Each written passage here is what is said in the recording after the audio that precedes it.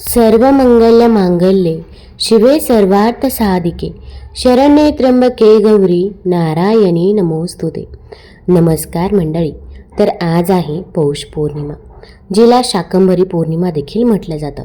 तर मी तुम्हाला पौष पौर्णिमेची शाकंभरी पौर्णिमेची कथा सांगणार आहे, त्यामुळे व्हिडिओ स्किप न करता शेवटपर्यंत जरूर बघा। चॅनलवरती नवीन असाल तर चॅनल लाईक करा आणि सबस्क्राईब देखील करा। तसेच कमेंटमध्ये ओम महालक्ष्मी नमः किंवा तुमच्या कुलदेवीचं नाव लिहायला विसरू नका, जेणेकरून आपल्याला देखील आपल्या कुलदेवीचा आशीर्वाद हा प्राप्त होतो। ही कथा ऐकल्यामुळे आपल्याला माता लक्ष्मीचा आशीर्वाद मिळतो, घरामध्ये सुख शांती समृद्धी येते। हिंदू परंपरा आणि संस्कृतीमधील एक अत्यंत महत्त्वाचा सण म्हणजे पौष पौर्णिमा, जिला शाकंभरी पौर्णिमा असंही म्हणतात। हा सण भगवान विष्णू आणि देवी शाकंभरी यांना समर्पित आहे। भारतातील काही भागांत या दिवशी सूर्यदेवाचीही पूजा केली जाते। पौष पौर्णिमा ही नववर्षातील पहिली पौर्णिमा असल्यामुळे त्याचे महत्त्व पुराणांमध्ये विशेष सांगितले आहे। या दिवशी हिंदू घरांमध्ये भगवान सत्यनारायणाची कथा व पूजा केली जाते। हा दिवस पौराणिक दृष्टिकोनातून अत्यंत महत्त्वाचा मानला जातो। वर्षातील पहिली पौर्णिमा असल्यामुळे या दिवशी त्रिवेणी संगमात स्नान केल्यास विशेष पुण्य मिळते असे मानले जाते। त्याचबरोबर प्रयागराज, कुरुक्षेत्र, हरिद्वार, काशी, नाशिक आणि उज्जैन यांसारख्या पवित्र तीर्थस्थळी जाऊन गंगा स्नान केल्यास मोक्षाचे द्वार खुले होते असे सांगितले जाते। पण सर्वांनाच गंगेत स्नान करणे शक्य नसते। अशा वेळेस घरी स्नानाच्या पाण्यात गंगाजल मिसळून स्नान केल्यासही पुण्य लाभते असे मानले जाते। पौष महिन्यात पूजा केल्यास भगवान विष्णूंचे विशेष आशीर्वाद आपल्याला प्राप्त होतात। पौष पौर्णिमेला स्नान व दान केल्याने व्यक्तीला पुण्य प्राप्ती होते। पौष पौर्णिमा ही शनिवारी 3 जानेवारीला आहे। पौर्णिमा तिथी 2 जानेवारीला सायंकाळी 6:53 सुरू होते, तर 3 जानेवारीला दुपारी 3:32 ही पौर्णिमा तिथी संपते। ही कथा भगवान श्रीकृष्णांनी यशोदा मातेला सांगितली आहे। यशोदा माता म्हणतात, भगवान श्रीकृष्ण तुम्हाला सर्वच ज्ञान आहेत, मग पौर्णिमेचं व्रत केल्याने नक्की काय फळ मिळतं त्याबद्दल मला सांगा। तर भगवान श्रीकृष्ण यशोदा मातेला सांगतात, एका कांतिका नगरात धनेश्वर नावाचा ब्राह्मण राहत होता। तो दररोज मिळत असलेल्या भिक्षा आणि दान यावर त्याची उपजीविका सुरू होती। तो अत्यंत खुश देखील होता, पण एकच गोष्ट त्याला खटकत होती, तर ते म्हणजे त्याला संतान नव्हते। एकदा त्याची पत्नी भिक्षा मागण्यासाठी नगरात गेली असताना तिला सर्वांनी वांज म्हणून भिक्षा देण्यास नकार दिला। अगदी तिला कोणीही भिक्षा दिली नाही। तिला खूप वाईट वाटले। तेव्हा तिला एका महिलेने 16 दिवस काली देवीची पूजा करण्यास सांगितले। सांगितल्याप्रमाणे पती पत्नीने तसेच केले। त्यांची भक्ती बघून 16 दिवसानंतर देवी प्रकट झाली आणि देवीने ब्राह्मणाच्या पत्नीला गर्भवती होण्याचा आशीर्वाद दिला आणि म्हटले की आपल्या सामर्थ्यानुसार प्रत्येक पौर्णिमेला दिवा लावा। या प्रकारे प्रत्येक पौर्णिमेला दिवे वाढवत जावे, जोपर्यंत किमान 32 दिवे होत नाही। मग ब्राह्मणाने आपल्या पत्नीला पूजेसाठी झाडावरून आंब्याचं कच्चं फळ आणून दिलं आणि पूजा केल्यावर त्याची पत्नी गर्भवती झाली। प्रत्येक पौर्णिमेला देवीने सांगितल्याप्रमाणे ती दिवे लावत होती। देवीच्या कृपेने तिला एक पुत्ररत्न प्राप्त झाला, ज्याचे नाव देवीदास असे ठेवले। तो अत्यंत दिसायला सुंदर होता, तसेच त्याच्यामध्ये एक तेज एकवटलेलं होतं। देवदास मोठा झाल्यावर त्याला त्याच्या मामासोबत शिक्षण घेण्यासाठी काशी येथे पाठवले। काशी नगरीमध्ये असे काही घडले की धोक्याने देवदासचा विवाह झाला। देवदास म्हणाला की तो अल्पायू आहे, तरी बळजबरी त्याचा विवाह केला गेला। जेव्हा देवदासला घेऊन जाण्यासाठी काळ आला, तर ब्राह्मण दाम्पत्याने पौर्णिमेचं व्रत केलं होतं, म्हणून काळ घेऊन जाण्यात असमर्थ ठरला। तेव्हापासून पौर्णिमा व्रत केल्यानं संकट टळतं आणि सर्व इच्छा पूर्ण होतात असं देखील म्हटलं जातं। त्यामुळे महिला पौर्णिमेला पूजा करतात, सेवा करतात। त्याचसोबत 32 पौर्णिमेचं व्रत देखील काही महिला करतात। यामुळे संतती सुख मिळतं, दीर्घायुष्य प्राप्त होतं, तसेच घरामध्ये देखील सुख शांती समृद्धी येते। यासोबत या दिवशी सत्यनारायणाची कथा देखील ऐकली जाते। पौष महिन्यात येणाऱ्या पौर्णिमेला शाकंभरी पौर्णिमा असंही म्हटलं जातं। संपूर्ण जगाची अधिष्ठात्री असणाऱ्या दुर्गेचं एक रूप म्हणजे शाकंभरी देवी। तिला हजारो डोळे होते म्हणून शाकंभरी असं नाव पडलं. या पौर्णिमेनिमित्तानं महाराष्ट्रात अनेक ठिकाणी यात्रा आणि उत्सवाचं आयोजन करण्यात येतं. अगदी या दिवशी काळूबाईची यात्रा देखील असते. महाराष्ट्रातील 3.5 शक्तिपीठांपैकी आद्य स्वयंभू शक्तिपीठ असलेल्या श्री सप्तशृंगी देवी गडावर शाकंभरी उत्सवाचे आयोजन करण्यात येते. 3 दिवसांच्या श्री लक्ष्मीनारायण महायागाच्या कालावधीत दररोज मुख्य 2 सत्रामध्ये महायज्ञ व होम हवन, धार्मिक विधी आदी धार्मिक कार्यक्रम होतात. श्री सप्तशृंगी निवासिनी देवी ही सह्याद्रीच्या 7 डोंगरांच्या कुशीत वसलेली असून ते 7 डोंगर म्हणजे मधु, कैटभ, शुंभ, निशुंभ, चंड व महिषासूर असून या राक्षसांचा विनाश करून श्री भगवतीने सृष्टीतील सर्व चराचरांना अभयवरद प्रदान केले. या 7 राक्षसांचे अस्तित्व सृष्टीतील प्रत्येक मनुष्याच्या अंतरात असतात. त्यात काम, क्रोध, लोभ, मोह, मद, मत्सर व अहंकार आदींचा समावेश होतो. आपल्यातील या 7 राक्षसांवर विजय मिळवता येत नाही तोपर्यंत भगवतीचे चैतन्य दर्शन आपणास होणार नाही.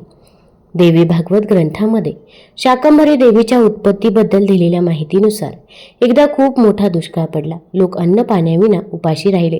यामध्ये अनेकांचा मृत्यूही झाला. देवीला या परिस्थितीवर करुणा आली. तिने आपल्या अंगातून असंख्य शाकभाज्या उत्पन्न केल्या. त्या भुकेल्यांना खाऊ घातल्या. प्रजेच्या रक्षणासाठी धान्य निर्माण करणाऱ्या श्री शाकंभरी देवीच्या प्रीत्यर्थ पौष मासातील पौर्णिमा शाकंभरी पौर्णिमा म्हणून साजरी केली जाते. एका धार्मिक कथेनुसार हरिद्वार केदार रस्त्यावर कुमाऊ टेकडीवर देवीने 1000 वर्ष केवळ शाकभाज्या खाऊन तपश्चर्या केली. त्यामुळे या देवीला शाकंभरी देवी या नावाने प्रसिद्धी मिळाली. महाभारताच्या वनपर्वात आणि पद्मपुराणात त्याबाबतचे संदर्भ आढळतात. शाकंभरी नवरात्र राजस्थान, उत्तर प्रदेश, कर्नाटक, महाराष्ट्र आणि तामिळनाडूच्या काही भागांमध्ये लोकप्रिय आहे. पौर्णिमेला देवीच्या नैवेद्यास कमीत कमी 60 आणि जास्तीत जास्त 108 भाज्या असतात. भारतात सर्वत्र शाकंभरी पौर्णिमेचा कुळाचार केला जातो. या दिवशी श्री क्षेत्र माहूर येथे रेणुका देवीची थाटात रथयात्रा काढतात. आपले सण आणि उत्सव साजरे करण्यामागे काही आरोग्यदायी संकेत देखील असतात. हिवाळ्यात मुबलक भाज्या असतात. सणाच्या निमित्ताने या भाज्यांचा आस्वाद घेता यावा याकरता हा छुपा उद्देश आहे असंही म्हटलं जातं. पौष पौर्णिमा शाकंभरी देवीच्या अवताराची कथा सांगते. ही कथा मानवी जीवनाचा खरा अर्थ उलगडून दाखवते. प्राचीन काळची कथा. पृथ्वीवर एक राक्षस राज्य करत होता. त्याचे नाव दुर्गमासूर. तो अत्यंत बलवान आणि पराक्रमी होता. मोठा धूर्त आणि कावेबाज होता. दुर्गमासूर देवांचा, मानवांचा, ऋषीमुनींचा फार द्वेष करत असे. देवांचे जीवन वैभवात सुखात असे. मानव श्रद्धेने जगत होते, समाधानात राहत असे. ऋषीमुनींचे सामर्थ्य श्रेष्ठ अध्ययनात आणि मंत्रशक्तीत होते. हे सारे दुर्गमासूर सूक्ष्मरित्या पाहत असे आणि अत्यंतिक द्वेषबुद्धीने मुठी वळून वळून त्यांच्या नाशाचा विचार करी. पण या सर्वांचा नाश नेमका कशात आहे हे त्याला समजत नसे. अखेर एक दिवस उजाडला. विनाशकारी अज्ञात शक्तीने दुर्गमासुराला प्रेरणा दिली. शत्रूचे बळ कशात आहे ते ओळखावे. त्या बळापासून शत्रूला दूर खेचावे. शत्रू निर्बळ आणि हतबल झाला की त्याची हत्या करावी. विजय मिळवावा. दुर्गमासुराने या दृष्टनीतीचा अवलंब करण्याचे ठरवले. दुर्गमासूर हिमालयावर गेला. ब्रह्मदेवाच्या प्रसन्नतेसाठी तीव्र तप करू लागला. त्याच्या तपश्चर्याने ब्रह्मदेव प्रसन्न झाले आणि समोर प्रकट होऊन म्हणाले, असुरा, मी प्रसन्न आहे, वर माग. हात जोडून असुर म्हणाला, देवा, संपूर्ण वेदांचे ज्ञान माझ्याकडेच असावे. संपूर्ण मंत्रशक्ती ज्ञानासह माझ्या हातात यावी. देवतांना मी पराभूत करावे. ब्रह्मदेवाने राक्षसाची धूर्तताच आणली. ते हसले आणि म्हणाले, तथास्तु. ब्रह्मदेवांचा एकच शब्द तथास्तु. पण या एका शब्दाने या संपूर्ण सृष्टीमध्ये भयानक विनाशकारी शक्ती निर्माण केली. देव, मानव आणि ऋषी यांच्या जीवनाला आधार देणारे, मनाला चैतन्य देणारे संपूर्ण वेदज्ञान त्यांच्यापासून निघाले आणि दुर्गमासुराकडे आले. ओजस्वी मंत्रशक्ती सामर्थ्यासह निघाले आणि असुरामध्ये प्रविष्ट झाले. सृष्टीमधील चैतन्य संपले, शक्ती संपली, सामर्थ्य लोप पावले. देव, मानव आणि ऋषीमुनी तेजोहीन झाले, प्रभाहीन झाले, शक्तिहीन झाले, हतबल झाले. वरदानामुळे शक्ती संपन्न बनलेला दुर्गमासूर हाहाकार करत आला आणि त्याने सर्वांचा पराभव केला. सर्वांना हकलून लावले. संपूर्ण जगावर अन्यायाची, असत्याची सत्ता सुरू झाली. अत्याचारांना ऊत आला. दुर्गमासूर उन्मत्त बेफाम बनला. मानवाच्या हत्याकांडाचे भयानक पर्व सुरू झाले. अखेर सर्व देव, ऋषी आणि मानव स्वतःला कसे बसे वाचवीत अरण्याकडे धावले आणि गहन अरण्यातील खोल गुहेत शिरले. तेथे लपून बसले. उंच उंच पर्वतांच्या मध्ये दडलेल्या गुहेकडे असुरांचे लक्ष गेले नाही. बाहेरील जगात क्रूर राक्षसांचे थैमान चालू होते. इकडे गुहेच्या आत जीवनाचे नवे पर्व उदयाला आले. सामर्थ्यहीन, ज्ञानहीन, तेजोहीन झालेल्या सर्व देवमानवांनी, ऋषींनी श्रद्धेची कास धरली. एक वेळ बाहूतील शक्ती नष्ट होते, एक वेळ बुद्धीचे सामर्थ्य नष्ट होते, पण मनामध्ये खोलवर रुजलेली श्रद्धा कधीतरी नष्ट होणे शक्य आहे का? नाही. ही निमालेली श्रद्धा या अंधारी गुहेत जागी झाली. काळ्या अंधारात प्रकाश किरण यावा तसे झाले. सर्व देव, मानव आणि ऋषी जगन्मातेला शरण गेले. आदिमाता महादेवाची उपासना चालू झाली. गुहेतील भयानकता श्रद्धेमुळे आणि उपासनेमुळे संपली. तेथे निर्माण झाली मंदिराची मंगलता. श्रद्धेमुळे मोठा आधार निर्माण झाला. एक नव्या ऊर्जाचा, तेजाचा, सामर्थ्याचा प्रत्यय सर्वांना आला. उपासनेला सफलता आली. सर्वांच्या समोर भगवती प्रकट झाली. कशी प्रकट झाली, कसे रूप होते तिचे आगळे वेगळे आणि भव्य सृष्टीमधील उंच उंच पर्वत, डोंगर, हिरवीगार झाडे झुडपे, नाना रंगी फुले, पाने, रसरशी डौलदार फळे, या सर्वांची मिळून देवी तयार झाली. रूप विविध रंगी पण तेजस्वी. जिकडे पाहावे तिकडे देवीचे तेजस्वी डोळे दिसत होते. सर्वजण तिला शताक्षी असे म्हणू लागले. देवीच्या 100 नेत्रांमधून कृपामृताचा वर्षाव होऊ लागला.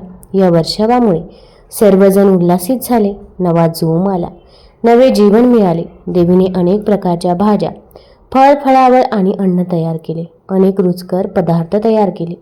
आईच्या मायेने सर्वांना पोटभर खाऊ घातले, सर्वांना तृप्त केले.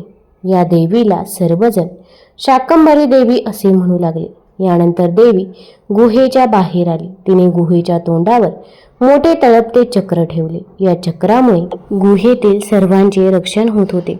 देवीने आपले शस्त्रे अस्त्रे बाहेर काढली आणि तिने दुर्गमासुराला युद्धासाठी आव्हान दिले. दुर्गमासूर आपल्या सैन्यासह लढू लागला, पण देवीच्या समोर कोणाचाही टिकाव लागला नाही. राक्षस आणि सैन्य पूर्णपणे मारले गेले. जगावरील मोठे संकट नाहीसे झाले. सर्व ज्ञान मंत्र सामर्थ्यासह देवांकडे, ऋषीमुनींकडे आणि मानवांकडे परत आले. देवी त्यांना म्हणाले, हे श्रेष्ठ ज्ञान आहे, हीच माझी वाणी आहे, ही माझी मंत्रशक्ती आहे, हेच माझे एक स्वरूप आहे. ज्ञानाची उपासना करा, मंत्रशक्तीची आराधना करा, हीच माझी खरी उपासना आहे. तुमचे कल्याण हो. एवढे बोलून देवी अंतर्धान पावली. शाकंभरी देवी ही खऱ्या अर्थाने माऊली देवी होती. तिने सर्वांचे रक्षण केले, पालन पोषण केले, खऱ्या आराधनेचा मंत्र दिला आणि जीवनातील श्रेष्ठ मूल्याचा संदेश दिला. म्हणूनच पौष पौर्णिमेला शाकंभरी देवीची उपासना केली जाते. तुम्हाला जर ही कथा आवडली असेल तर चॅनल लाईक करा, सबस्क्राईब करा आणि मित्रपरिवारासोबत जरूर शेअर करा. धन्यवाद.